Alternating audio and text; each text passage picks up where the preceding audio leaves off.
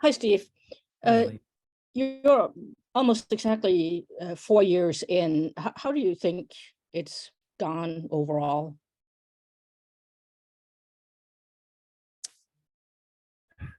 Um, well, it's gone okay. I would love to be further ahead in the process. Again, as started out saying that 4 years ago, it's going to take time. We're going to have to be patient. Um, we're trying to draft well.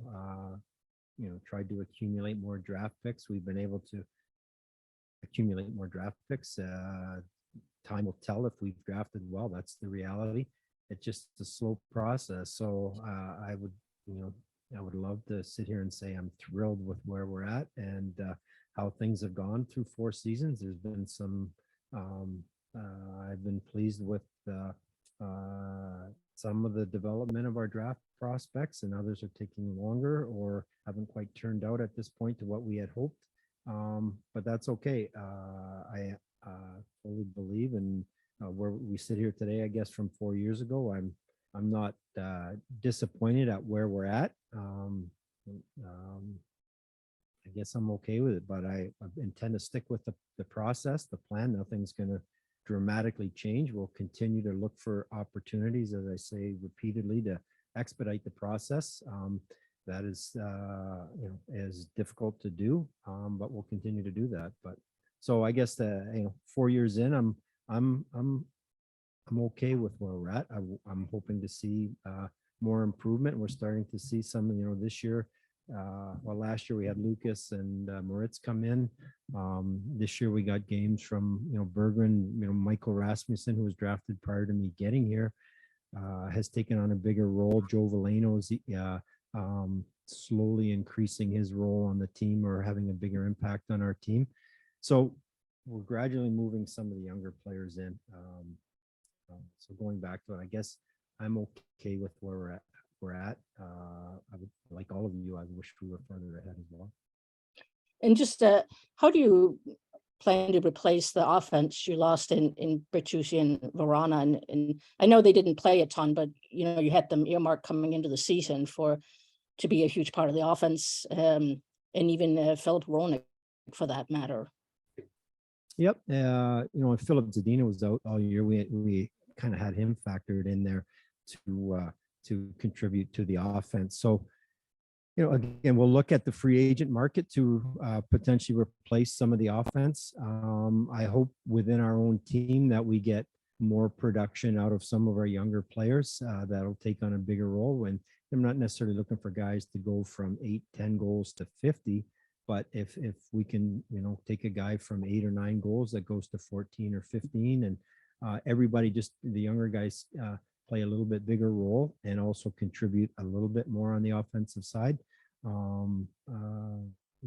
will help. We'll look at free agency, but yeah, I look at, again, going back to the players that we moved at the deadline.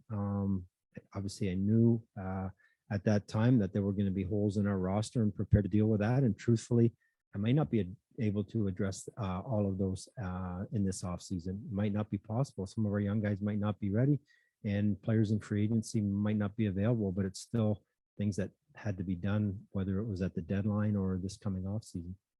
Lastly, just I know we only got to see Marco Casper in one game, but both with him and you spoke about Albert Johansson at the trade deadline.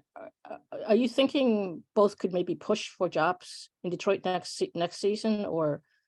Well, I sitting here today or even in next September in training camp, I like to believe young players, every player that in their off-season training, was they come to training camp, every player, regardless of whether they're invited or a first round pick, they all have, in their heart that they're going to make the team. They have a hope, a drive that I'm going to play well enough. I'm going to show them enough that I have a chance to make the team. So today with those players, I wouldn't say absolutely not. They're destined for Grand Rapids or whatnot. They have a chance, but that'll be determined through training camp. Marco had, as you know, played all year in Sweden, came over and played one game, good, bad, and different. I don't want to assess him on that one game. He's a young guy, as with all of our younger players. I want them playing a lot, playing significant minutes, playing significant roles. So that will be determined after training camp. Albert was having a very good season in Grand Rapids, got injured, hasn't played. It's been quite a while, actually. He'll be fine. We expect him to be fully fine for next year. But certainly, as when we talked at the deadline, I'm not sure if his name was brought up specifically, but referenced as one of our guys that will, in all likelihood, if we need a D-man, particularly left shot D-man, that we'd see him up here. So prior to him getting hurt, we were really pleased, extremely pleased with his development. And, sitting here today, he hasn't played probably in 6 or 8 weeks, I think it is. So he has a chance, but, as you know, we have, I'm pretty comfortable with the left side of our D. Simon's got work to do to crack the lineup as well. So, we'll figure it out. And those young guys are going to have to, push one of these guys out of the lineup. Thanks, Steve. Ed Kaufman. Hey, Steve, thanks for doing this. What areas do you think you guys need to improve on going into next season, at least as you sit there right now? Every area, Ted. I want to say, there was improvement if we just look at, what did we win? 35 games versus 32 last year. I'd like to win more games next year. Our power play, I don't know where exactly. I probably should have looked at all this before getting on, but we're 20th or so on our power play, our penalty killing, as opposed to 30, 31, 32. We've improved in those areas. Our goals against overall has improved. Took a real hit here in the last couple of weeks. I'm not overly concerned about that. I'm not going to read a whole lot into that, what's gone on the last couple of weeks, but we improved in those areas. Obviously, it's not good enough. We got to score more in general as a team. And as I say, I may or may not be able to address that. What I'm really hoping on, and it might only be incremental, but our younger players all chipping in a little bit more, able to do more. Joe Valeno being able to contribute a little bit more, Philip Zadina, Lucas, all of our young guys, everybody chipping a little bit more. So again, it's not trying to be witty or anything, but we really need to get better in every area. We got to be a more physical team. We got to be a more competitive team. And that doesn't necessarily mean I got to go out and get somebody 6'6", 250 to go out and beat people up. You have to win puck battles. You have to block shots, win face-offs. All those little things make a team more competitive. We have to improve in all those areas. Hey, first year on the job, how did you feel Derek did behind the bench? Very well. He's an experienced guy. He's coached for a long time, been a head coach for a long time, been through a lot of it. Good 4 years as an assistant, albeit in Tampa, but he handled things very well. I think he has a good assessment of our team. I think, I mentioned those numbers. It's a big part of it is, the coaching staff with the organization, the way they wanted to do things. So I'm very pleased with the first year. And I think Derek would say, despite all his experience, or regardless of all the experience he has coaching, the first year behind the bench, actually in charge, you just learn a lot about, the daily, grind of coaching or the organization, the preparation, the practices, the travel, all that. You just feel more comfortable after a year, and he's only going to continue to get better. But overall, I'm pleased with the atmosphere around the team. I'm pleased with the job the coaches did in preparing our team for games, having organization, and it was reflected in the way we played for the most part. And I'm not going to belabor it, but I'm sure the question will come up again. Post trade deadline, we traded players. We didn't bring players back in return for that, and we lost players to injury. So we took a huge hit. So the numbers beyond the trade deadline weren't necessarily reflective of the entire season.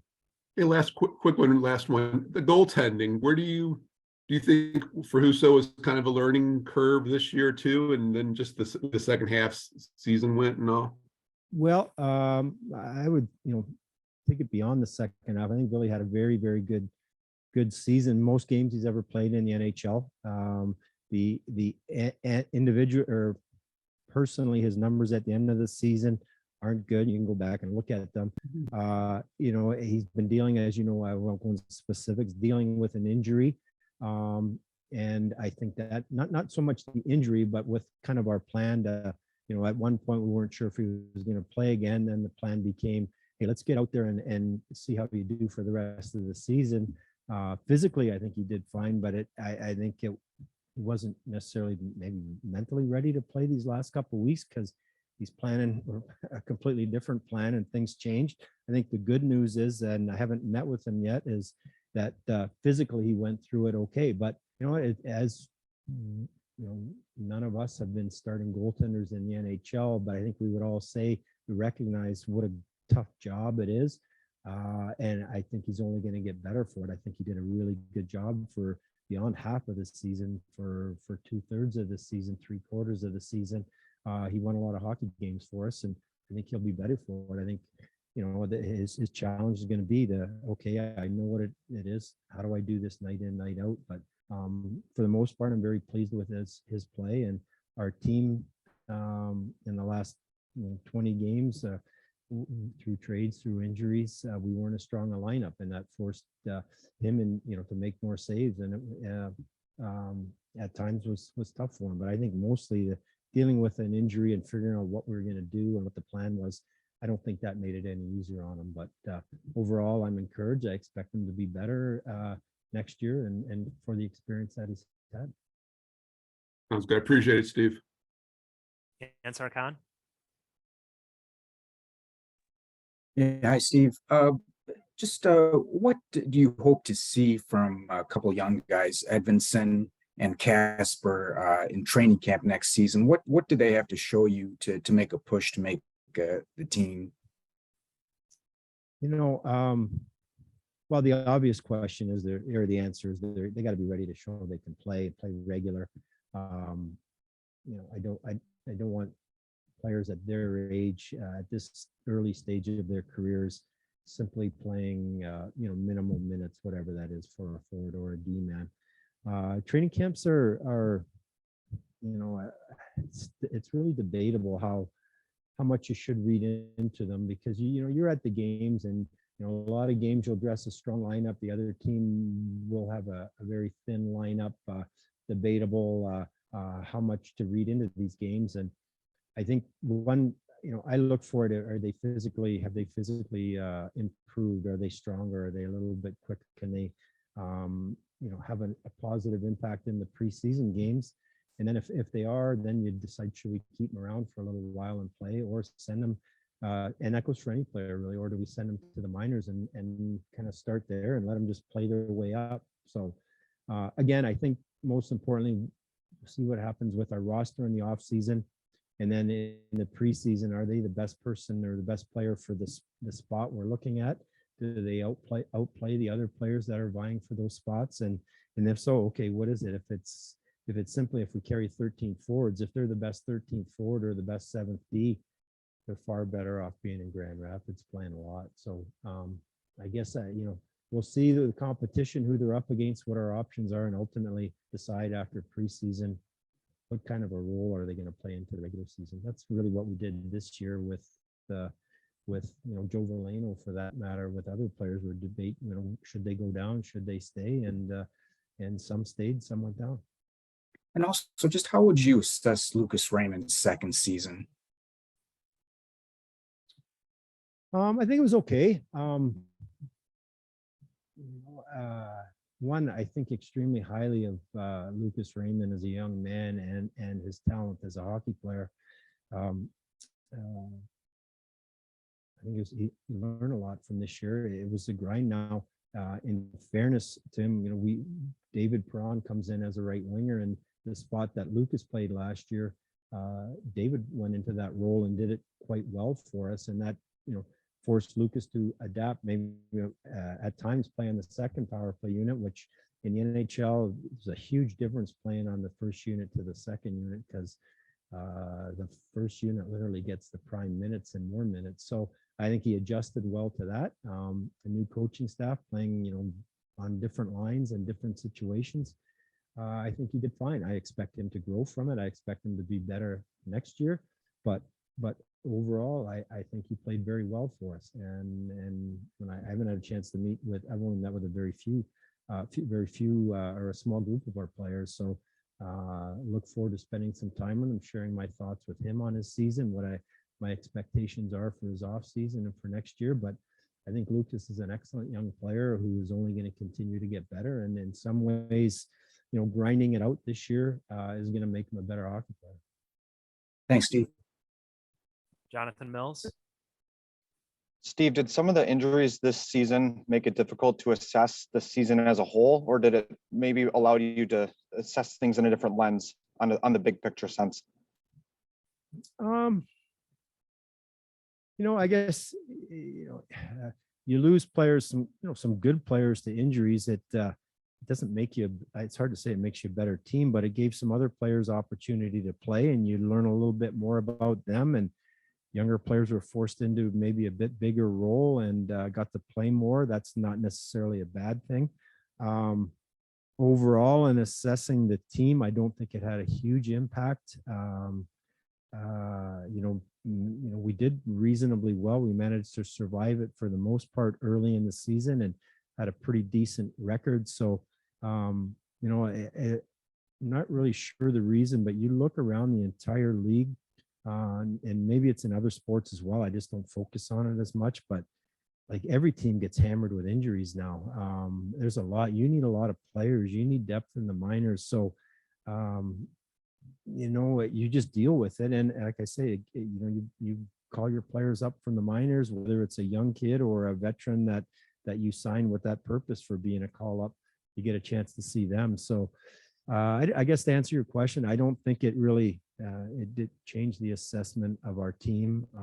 Really didn't change dramatically kind of the things that I intended to do throughout the course of the season and whatnot. I kind of had a good understanding of what we're going to do. And,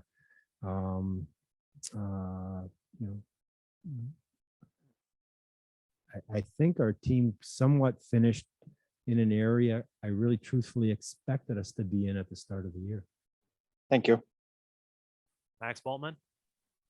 Hey, Steve, when you talk about kind of the areas that you guys need to improve, when you look at the free agent pool, do you think your answers are out there, especially kind of in the age range you guys have kind of gravitated toward? Well, I look at the group and I believe there's players there that would help us and I'd like to sign. The issue is there's 31 other teams and the list isn't really that long, so that makes it challenging, and it's hard really to, I sit here today on whatever it is, April 14th or 15th, and I don't even know the date today. Somebody could tell me what day it is. I know it's Friday. That's about it. The 14th. All right. Now I forgot your question. Sorry. Just about the free agent class as a whole. Yeah. Just to your needs, So right? today, I sit here today. It's hard to like, we talk about these players. We know who they are. We kind of have an idea these guys would be a good fit for us.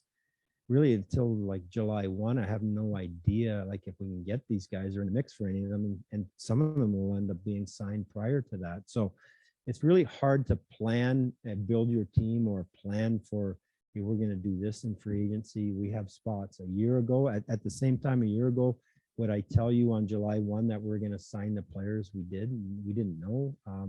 We knew these are spots we needed to fill, and we were able to fill them with players. And again, we'll look at it. I think it's going to be challenging in some spots because of the lack of depth at some of those positions. You can go through the list yourself and figure out what those issues are for us.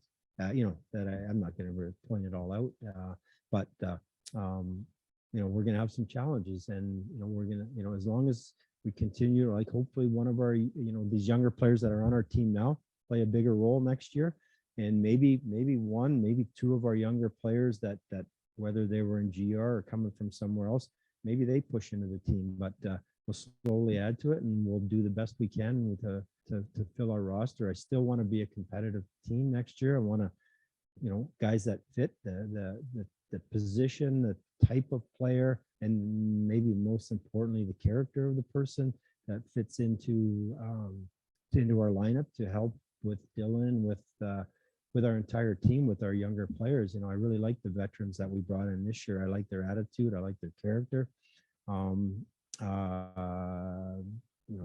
They help their team on and off the ice, and I'll continue to try and add those type of players to help us as we build a young team that can compete for playoffs and Stanley Cups one day, hopefully. As we sit here today, would it surprise you if you ended up being as active as last time around, whether it be free agents, trades, just kind of off season as a whole? Max, I'll be active. How much I can actually accomplish, I don't know. Again, last year there was a lot of players, more, a bigger group of players available in free agency. There's not as big a group this year for whatever reason. What teams will want to do, it's too early to say at this stage how active teams will be, like in on the other end, wanting to say, I'm looking for players. How, is there going to be a fit out there? I can't answer that at this point. The season just ended, so and the playoff teams, we won't be talking to them until into June probably. And then on the question of the kind of toughness, competitiveness stuff, I know you said you don't want to just sign a 6'6" guy to beat people up, but assuming there's someone who can play, like is that an area in personnel that would be a priority add, or would you prefer it come internally or just with guys you already get? There's a lot of the word competitive. There's a lot of definitions of competitiveness or ways of defining being a competitive hockey player. Nicholas Lidstrom, again, one of the greatest defensemen ever. He was really, really competitive. Was he out there competitive like Vladdy, knocking guys down with open ice hits and whatnot? No, but he was extremely competitive, and he won puck battles. He made plays. He was there when you needed him. He didn't get pushed around in front of the net. We got to be more competitive, and that goes in every aspect of the game. And there's a lot of areas I'd like to improve upon, and that goes with the group that we have, the guys here. It's incumbent upon them to be more competitive as well. If we want to make the playoffs, if we want to win Stanley Cups, we got to play harder, and we'll try to add different components to the team as we move along, not just this year, but moving forward. Try to add those components. And going back to my own playing career in the mid 90s, we changed the roster. We had good teams. We changed it around to bring different components to give our team more balance, and I'll continue to try and do that. But competitiveness is a very broad, my description of competitive hockey players, there's a lot of different ways of defining it, and it can come in a lot of ways. So I've seen, it just, everybody's got to be a little bit better, and we'll try to address a lot of areas, but it's not necessarily we got to go out there and fight and beat people up. You got to play hard. Thanks, Steve. Sean Shapiro. Hey, Steve, Vili's signed for a couple of years after this, but you have UFA situation in goal. How do you address the other goaltending spot? And is Alex Delkovich still potentially part of your plan? Both Magnus and Alex are unrestricted free agents on June 30th. Potentially, yes, both could be part of the plan. I'd like to sit down with both of those young men and talk about my thoughts on their season, talk about next season. But, we talk about all the other areas of our game that have to improve. I was pleased with Vili's play this year, but ultimately, collectively, our goaltending, our save percentage in general has to be improved. Our goals against average, which isn't just an individual goaltender statistic. Goals against is a team statistic. Even goals against average or a shooting percentage can be a team statistic, because and now the new one is expected goals and expected saves. Those can be, to me, not just goaltender but team defensive statistics as well. We need to be better. We need to improve in that. Can we do it? Are our best options within, including those two young guys, or is it looking at other options? Now, right now around the league, look around, we're all looking, every team is looking to, whether it be to improve in one area, whether it be their starter or backup. With a lot of teams in the league right now, where the goaltending market is somewhat thin. So whether we go back with the same three, we need to be better. That goes for all three of them. But ultimately, as a team, we need to be better to help them out too. We can't, I think we did reduce the grade A chances we give up this year. we need to continue to bring that down, make it a little bit easier on them. You mentioned expected goals there. How do you use things like that? How do you use the analytics like that for yourself as you make decisions for both long-term and short-term? We look at everything. There's all sorts of statistics. Truthfully, I'm not sure what necessarily to read into them. I've found over the years we're still in the infant stages, I believe, in the NHL of what's important, what's not important, what really has bearing or not. And it takes years to decide if these things are really, really important. 10 years ago, everybody was focused on Corsi and Fenwick. Now it's different things. And in time, we'll look back and say, this is important, that's not important, or that's important. So for myself, I guess to answer your question, I have my own, and we have internally what we think is really important to us and what we really value. And don't really care to elaborate on it just because, we'll do things our way. Last one for me with how do you just look, obviously your job as a manager is to manage the entire organization, and it's Grand Rapids is going to miss the playoffs this year. And I know there's development there, winning and development at the same time. How do you look at how things have gone in Grand Rapids as far as it proposes to obviously the ultimate goal of building better players for your team? Yeah, well, I look at, Grand Rapids this year. Ultimately, it starts, with our management team here in Detroit, myself, Sean, our pro scouting staff, to put together a team that we think it is really important, Sean, the development of our players, but also we want a winning environment. And we didn't put together a good enough team this year. Didn't put together a good enough team last year.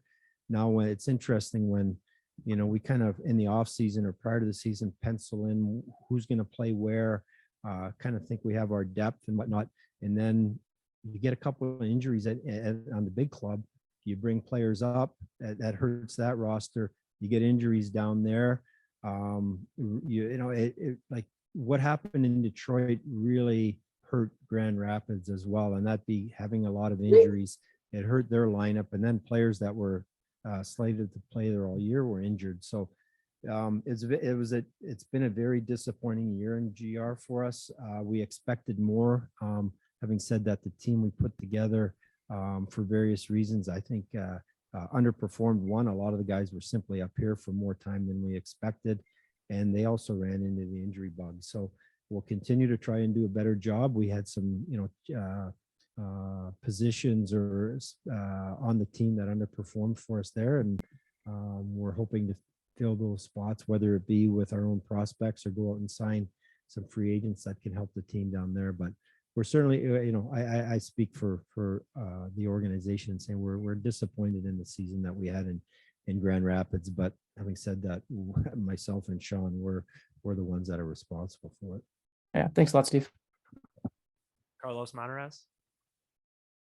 Yeah, Steve, Derek just told us a little while ago that at the start of the season, he didn't see this as a playoff team. Did you share that point of view at the start of the season, that this was not a playoff team? And did that play a factor into your decision to be sellers at the trade deadline?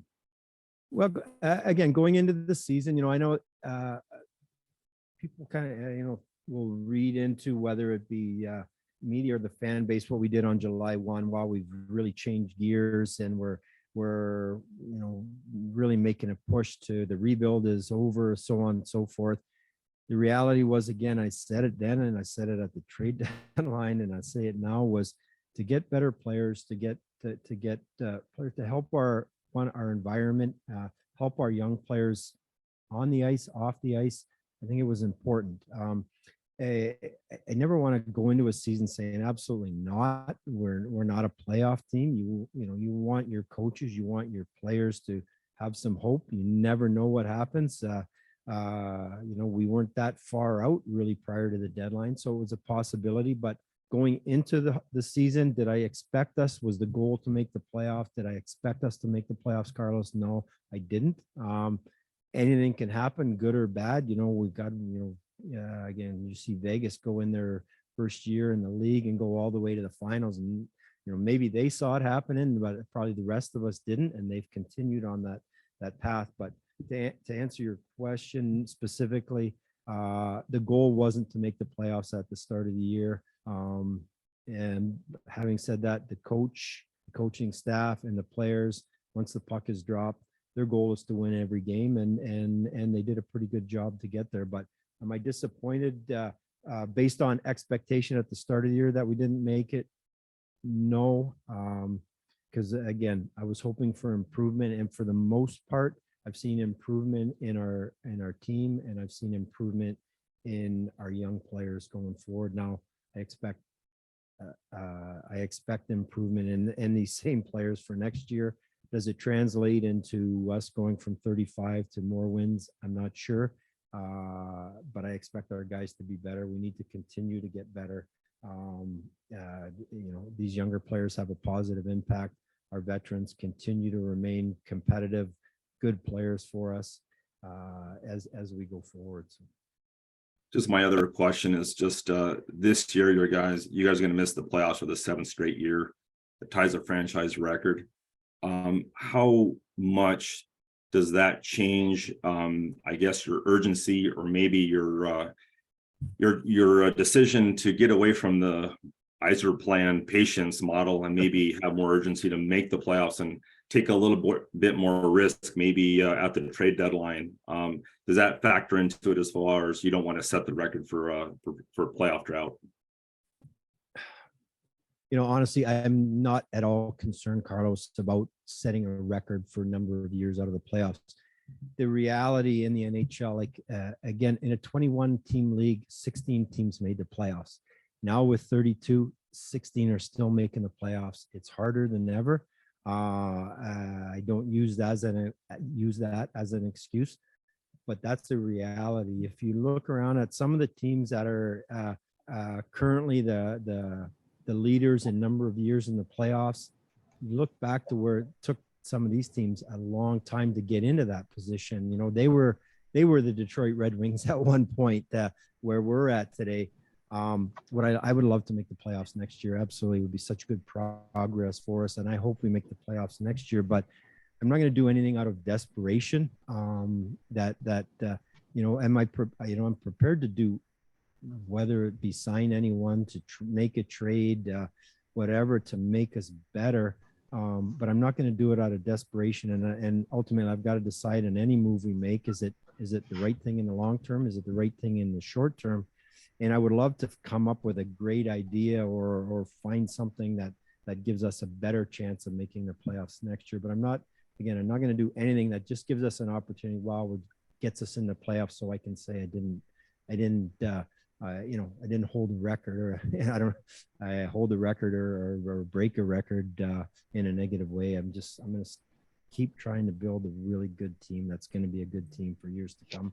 And I would love it to be next year, but as you know, I can't guarantee that by any means.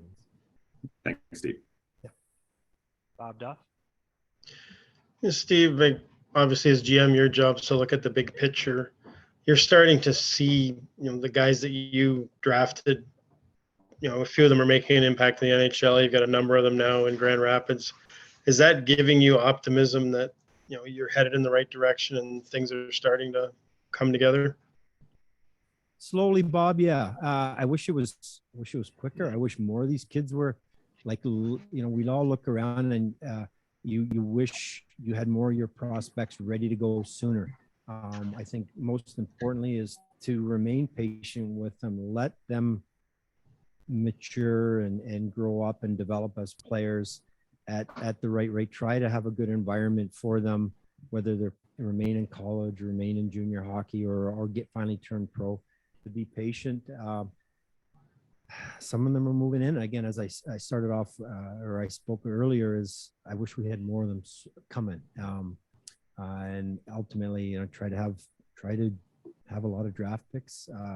Try to get a lot of prospects, because some you think are going to really turn out for various reasons don't, and you get surprised by others. So I'm optimistic with some of our guys, and truthfully, I was hoping for more from some of them. And doesn't mean they're written off or whatever. It's just, it's kind of it's not always just linear that they go from the draft to, good junior players, good college players, right to the NHL.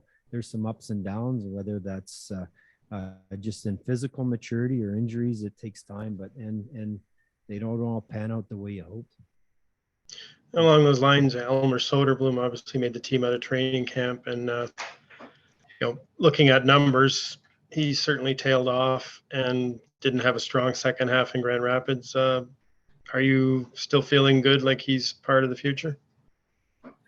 I think he has potential to be part of the future. Yes, you look back at the start of last year, he had a pretty good training camp, and again, the initial plan was, and it's easy to look back now and second guess yourself all the time, but coming out, the initial plan was, Elmer, all those guys will go down. Jonathan Berggren another year in GR. Jonathan started in GR. Elmer had a pretty good impact, and we thought for the role that we're looking for, he would do fine. We got, I'm not sure exactly what point, but close to the midpoint of the season.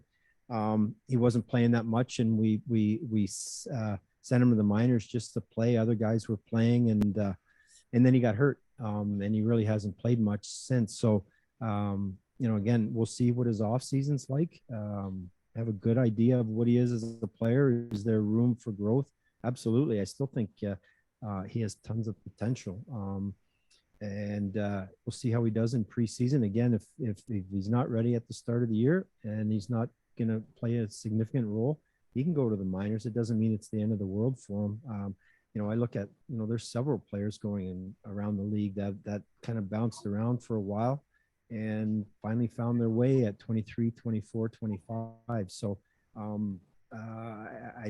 with his size in his hands, I think there's a potential real NHL player. Can he do it over the course of an entire season? I hope so. But again, he was slowed a little bit by injury when he went to the minors, and these things happen. And going back to why it's not always a smooth process of getting them getting to the NHL. But I still hold out hope for him. And is it next year? I'd like it to be, but I can't guarantee. And he's going to have to really. My message to him and a lot of the players there as the season winds down in Detroit and GR is, guys, just because you might have finished the year here or finished the year in GR, don't assume that's where you're starting next year. Thanks, Steve. Kevin Allen. You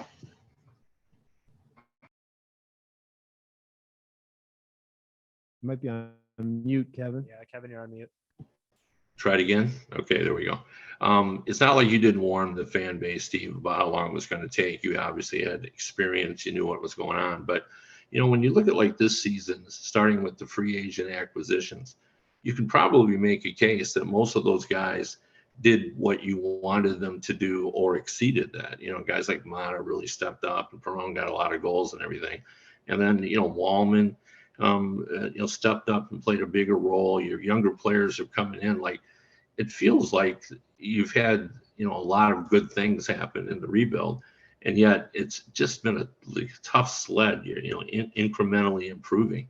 Does it times seem even harder than you thought it was going to be to, make the progress you want to make? Yeah, Kevin, honestly, it's an emotional roller coaster. It's an emotional roller coaster for our fans. I understand that, myself included. There's days you walk out of the rink and you're like, you know what, I'm real happy with the way things are going. The young guys in GR are playing well. Your prospect in junior or college is having a good time. The team's played well. And then 2 weeks later, you walk out of the rink and you're like, oh my God, like there's no end in sight. What I try to do is just stick with it. I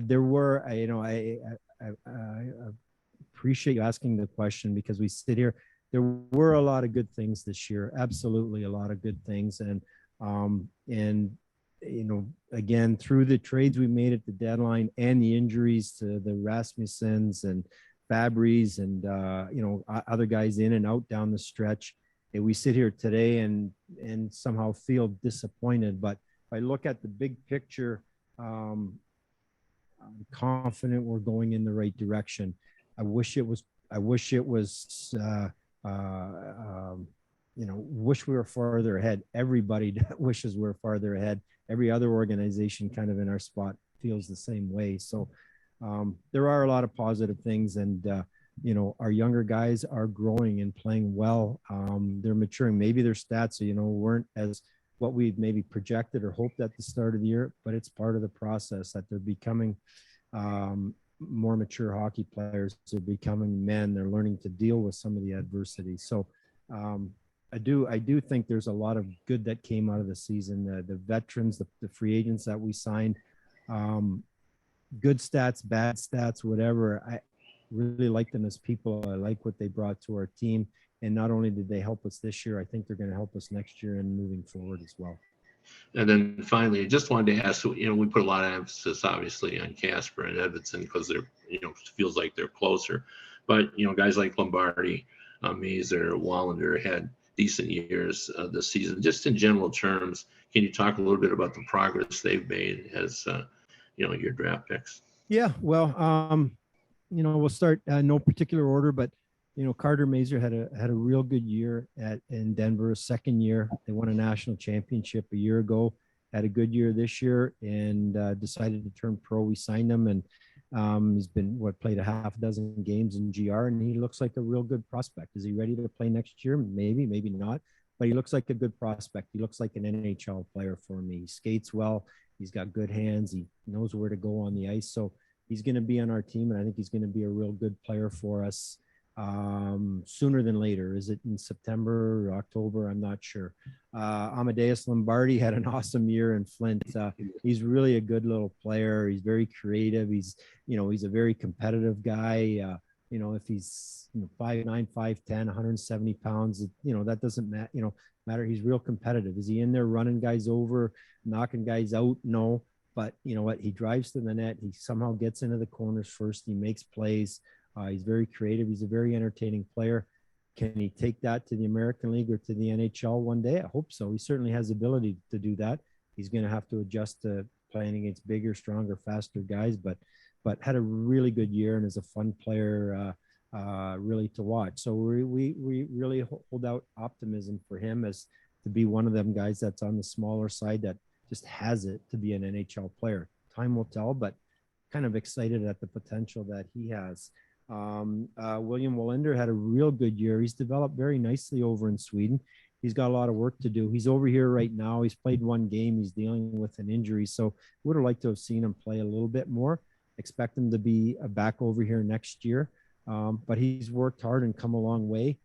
He's got a lot of work to do still to be, but he is a prospect. His skating has really improved, his puck handling and play. He's got the one that was in a very good program in Rogala in Sweden. And, we got Nick Cronwall and Nick Lidstrom close by watching them and working with them to the extent that they can. But he's developed nicely. He's maturing as a young man as well. So we have optimism for him. We talk about Simon and Casper. They're good prospects. I'm not sure when they're going to be impact guys in the NHL.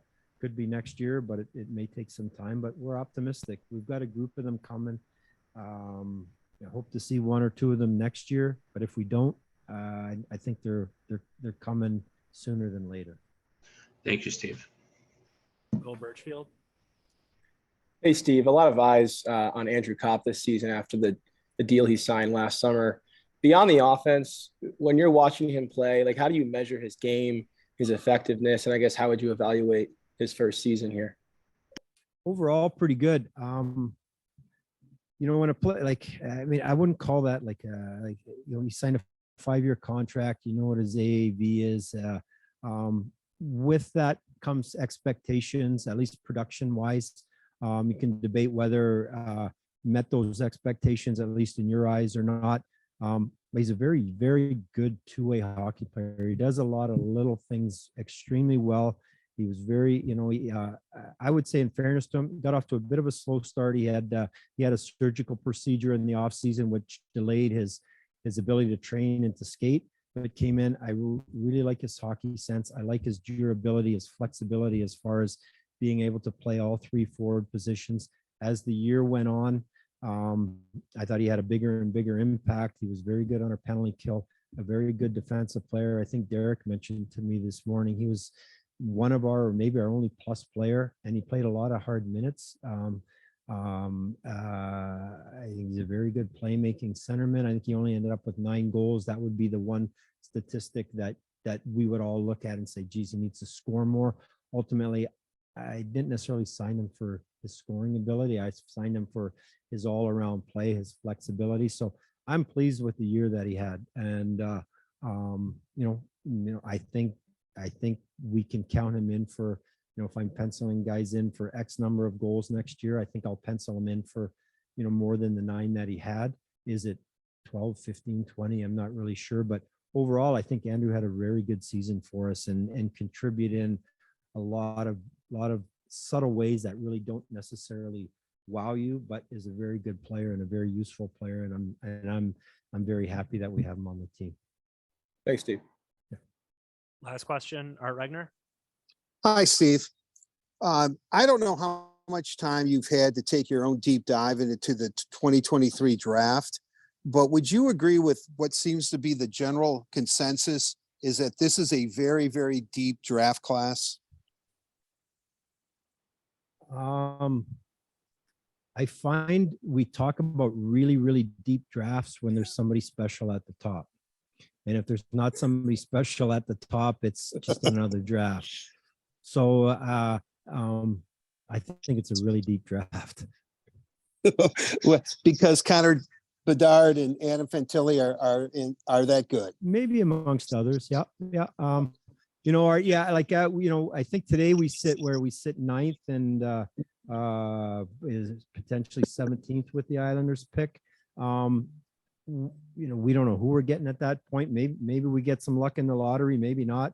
But regardless, we have ideas where we're going to pick if we stay close to where we're at today. And at least in the first round, we're very optimistic and we're excited about the options that we think we'll have at that point. So overall, I think it's a pretty good draft. But again, Art, once you get by those top guys in any draft class, and some years they're not there, we don't get as excited about the draft. We being, I guess, the hockey world, Right. I mean, I understand that. The reason I'm asking you is because you have 5 picks in the top 45 in this draft. Do you find your position going into this draft is one of strength, meaning that, okay, I might draft 5 guys, but maybe I can move some of these guys? I mean, do you have maybe a lot more options because of the number of high picks you have in those first 2 rounds? Well, I would say we theoretically could have more options. Ultimately, today, I don't really have any options because I haven't talked to anybody about anything. So right now we have five picks, as you say, 2 in the first round and 3 early in the second. And Chris Draper and our amateur scouting staff continue to be out there watching all the leagues that are playing and watching the players that are playing to have a good handle. And we have our list together and just having preliminary discussions with them throughout the season and looking at the lists and having a chance myself to watch a lot of the players, particularly the kids higher up on the lists. We feel pretty good about it. But yeah, having more, they're all assets. The draft picks are assets. Your prospects are assets. Players on your team are assets. So the more assets you have gives you the more flexibility to potentially do something. Really, once the trade deadline is over with, the non-playoff teams or the teams that acquire all the picks are focused on watching the amateur players, and the teams that were the so-called buyers, they're focused on making the playoffs and the playoffs. So we'll start to once as teams get knocked out and you get closer to the draft, then you start to talk to other teams and see what, if any, options you do have at that point. But certainly these picks are assets and very valuable assets. And, we've used in the past, right or wrong, we've used some of our draft picks to acquire players. And, again, last year, giving up a early third round pick for Ville Husso. I was pleased with that move, and we're still able to continue with our process or our plan of trying to draft and use our draft picks to get prospects. Every now and then you need to get some players too. And I think we would all agree with our picks, we'd rather have a player than than a draft pick. Maybe not necessarily the first or second or third or whatever this year, but players are known quantities, and our draft picks, they're unknown. So if you can get a player, you try to get a player. Steve, Sebastian Costa, I know at the beginning of the year, was he going to go back to junior? Was he maybe in GR, and you decided to put him in Toledo? Can you talk about Sebastian and the year he had? Maybe struggled a little bit, but seems to have finally taken that step. I think we're all very pleased with Sebastian's season to date. Hey, he struggled early in the season. We decided to leave him in Toledo because we knew he was going to get a lot of starts and it was going to be a challenge for him. What I could really say is his attitude has been unreal. Like he's a worker. He relished the opportunity to go to Toledo and play a lot. He's worked extremely hard. He's a worker in practice. We talk to our coaching staff in Toledo on a regular basis. His attitude has been excellent. His determination has been excellent. And his play has continually improved throughout the course of the season. They have a very good team in Toledo. He's got competition in the net, which is good for him. And we hope Toledo has a good playoff run, and we hope Sebastian is an important part of that. But I'm really pleased with his development, his progress throughout the season. One, hey, it was great for him to struggle early, and that, he had to battle, and he battled and he worked hard, and there was no excuses, no feeling sorry for himself, no pouting. He just went to work every day, and he continues to get better. And we just hope he continues in that with that mindset and continues to get better as a goaltender. Great. Hey, Steve, one more question about Sebastian. Is the plan then maybe next year to take the reins and be number one in Grand Rapids? Would you like to see, and then perhaps a year from now, he could be knocking on the door here in Detroit?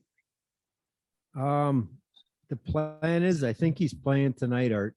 And we'll reevaluate after tonight. How's that?